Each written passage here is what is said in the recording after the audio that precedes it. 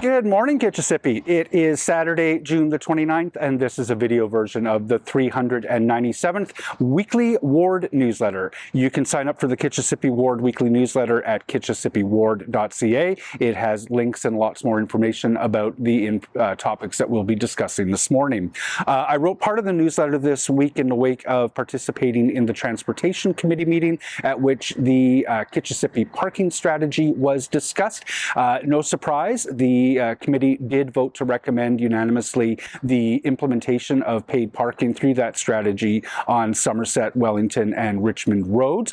When that comes to council, I will be supporting it as well. I do support the implementation of paid parking. I was disappointed that my colleagues voted against a motion that I brought to delay the implementation of that paid parking by a little bit until Stage 2 LRT is up and running. We know that this is going to have an impact on employees of the restaurants, the shops in the area who rely on the street parking on Richmond particularly. The transit situation until LRT is up and running is actually going to get a little bit worse as a result of removing some routes, something we've talked about extensively in past. The reports that accompanied the recommendation to implement paid parking spoke to transit being one of the key mitigations to deal with that effect on employees. Unfortunately, colleagues decided to let things get a little worse before they do get better. It would have been a short delay, but there it is. On a more joyful note, I do want to say thank you and congratulations to Lisa Baird in my office. I presented her with her 10-year pin at the City of Ottawa yesterday. Lisa has been serving you in my office for a little over 9 years. She keeps me moving from commitment to commitment, well prepared. There are those days when I just don't wanna, and she's there to remind me that I gotta. Lisa, thank you very much. I can't imagine a better partner in service. So a few citywide notes to make note of. There is a armchair discussion that Councillors Johnson, Kitts, and I have organized to talk about the new comprehensive zoning bylaw. Rosalind Hill of RJH Architecture, Adrian Scott of CODCO, and Sarah Button from CCOC are going to join us for a discussion of what the new bylaw might mean for the residents of Ottawa and how it may affect us. I'm looking forward to that session, which will be in person as well as virtual on July 8th. We're going to have that out at Centrepoint, where we're well set up to do the tech associated with a hybrid meeting. I've got a link in the newsletter about how you can register. We do ask you to register if you're going to come in person or online. The residents are going to note this week the cupola on top of the Churchill Senior Centre, the old Nepean Town Hall, is going to be dismantled this week. Residents will have seen that they're replacing the roof. Contractors discovered some extensive fire damage. This goes back to the fire of 1943 that was ultimately improperly repaired. City engineer, I've satisfied myself they're appropriately qualified and experienced, has said that cupola needs to come down due to the risk that it poses to the public. It is not very secure up there, and a high wind could potentially take it down. So this week, residents are going to see that they're going to dismantle that cupola. They're going to take it away. They're going to do some further roof repairs, and the cupola will come back. I've spoken at length with staff. The financial consequences of this are not huge. It is just a matter of putting together a restoration plan. It will require some heritage permits, etc. But don't be alarmed. The cupola has to come down to accomplish an emergency repair, but it will be coming back. Listen, a big impact as well. I want to give a heads up before the city does.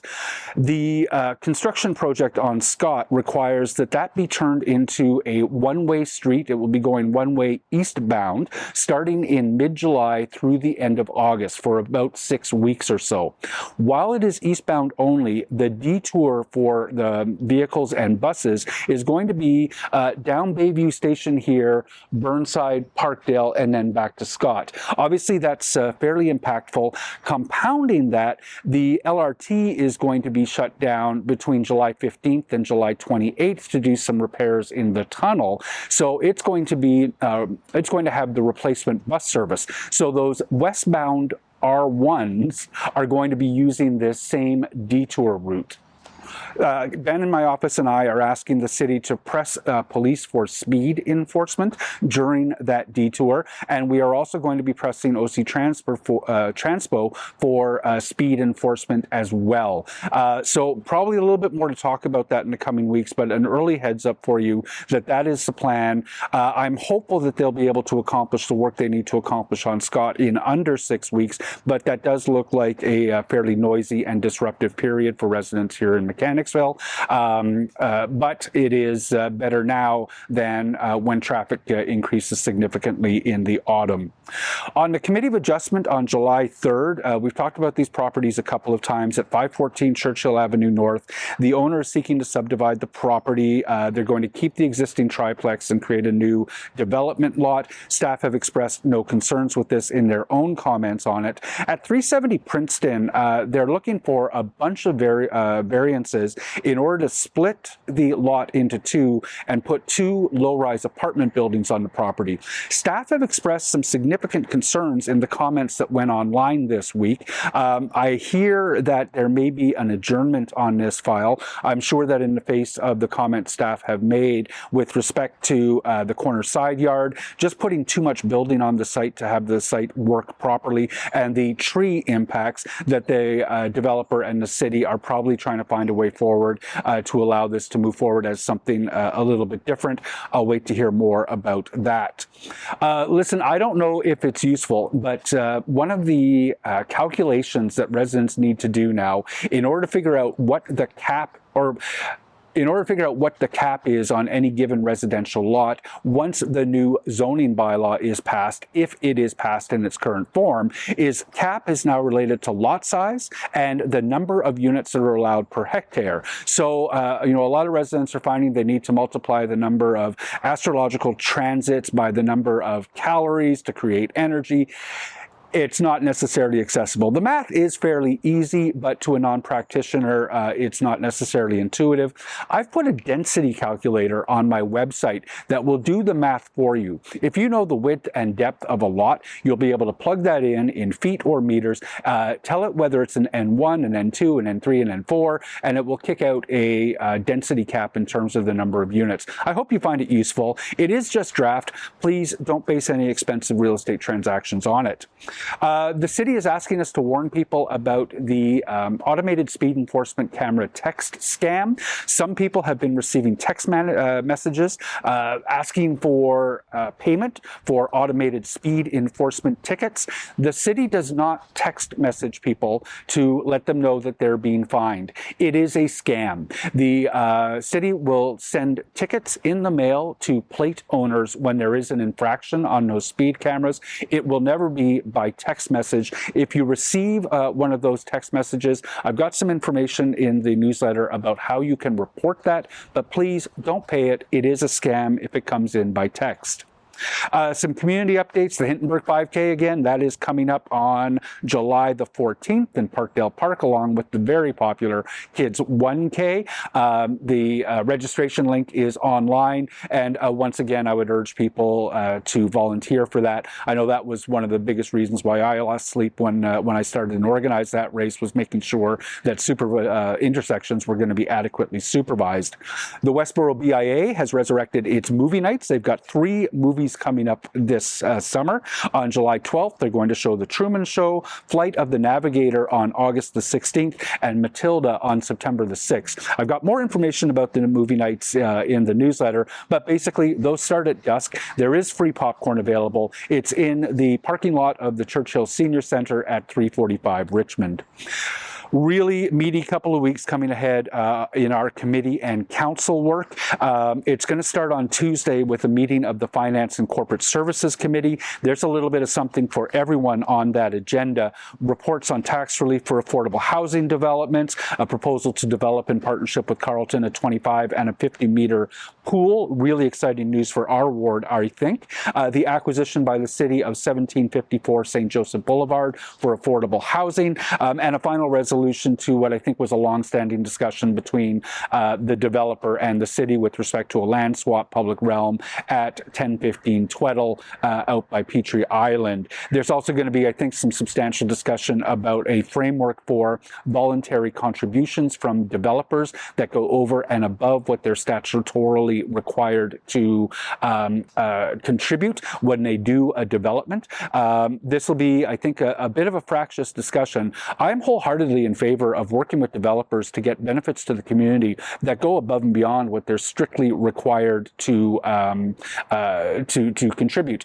But the point raised by staff and the point raised by others that this can't be hinged on whether or not we approve things like rezonings is well taken. So we're going to debate that framework on Tuesday. Yeah, it's the full agenda is online. At the Planning and Housing Committee on July 3rd, I think it's a relatively workaday agenda. We're being asked to approve a very dense, tall development at the old bus station on Catherine, a low-rise 41-unit apartment building on Empress for Dalhousie not-for-profit housing, 18-story tower at 3030 St. Joseph, big, tall development just west of Bayview, Bayshore at 70 and 80 Woodridge.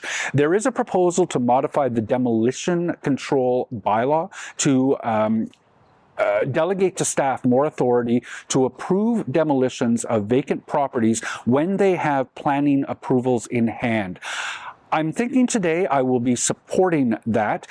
We do have a commitment from staff to revisit the issue if it's not working the way we expect, in a year or two from now. We'll closely monitor it. I am nervous. I don't want to see renovictions, demolitions, and then properties sit vacant for a long time. But it is absolutely common practice for myself and other urban councillors to bring waivers of demolition control to council, and those are routinely passed. So that creates some process for those developers who are planning on getting shovels in the ground. The changes that they're proposing will streamline that system. Again, a bit of nervousness. I'm keeping an open mind on that, and we'll be interested to see what my colleagues and what residents have to say. We are also going to receive a draft version of a new baseline report outlining official plan metrics. Some of the metrics that have been previously in what we call the annual development report will be moved over. I haven't taken a close look at it yet, but I am open-minded to what they're proposing. I'm getting a good briefing on that early next week.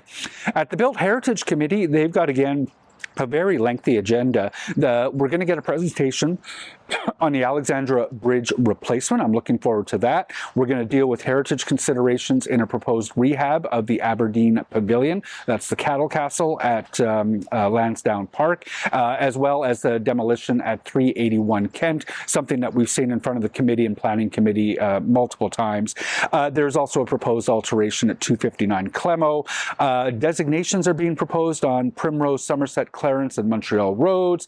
In our ward, there are two heritage designations, both of which I'm very supportive of. 50 Carruthers has come back onto the agenda after some back and forth with the owner there. That is a wonderful property with that wraparound porch. I'm keen to see that designated. And the Lemieux Island water treatment plant is also up for designation. That is, many of us, our favorite building in the city, that absolutely gorgeous Depression era work to just create such a beautiful design there. If you've never been on the inside, I hope we start making that available to people through Doors Open Ottawa again. Those giant gauges on the marble walls are absolutely stunning. Today that would be basically an app on a phone. Anyways, the full agenda is online. Take a look for that in the newsletter. At the Agriculture and Rural Affairs Committee, they're going to receive the July 1st, 2020 to June 30th, 2022 Rural Residential Land Survey. That is an important document. It outlines how much developable land is still available in the rural areas as approved under previous iterations of expansions and growth areas in the official plan. Workaday item, but that is an important document. And then finally in the newsletter, I have the programming updates from from our friends at the Ottawa Public Library at the Rosemount branch. They always have lots going on. The TD Summer Reading Club, the Kids Summer programs at Rosemount, Teen Staycation, Stories of Summer, the Adult Library Challenge. There are some select programs. Shameless, The Art of Disability is I believe, a film showing that's going to be at the library. Exploring Online Banking and Shopping, a Pride short film program, as well as various bi-weekly programs throughout the summer at the library. So lots more in the newsletter as well. Those are the updates that I have for you this week. I do hope you enjoy a great long weekend. We'll see how the weather is through the weekend. It might be a bit of an inside celebration this year, but I do hope you're enjoying it. Kitchissippi, I will see you next week. Thank you very much for watching.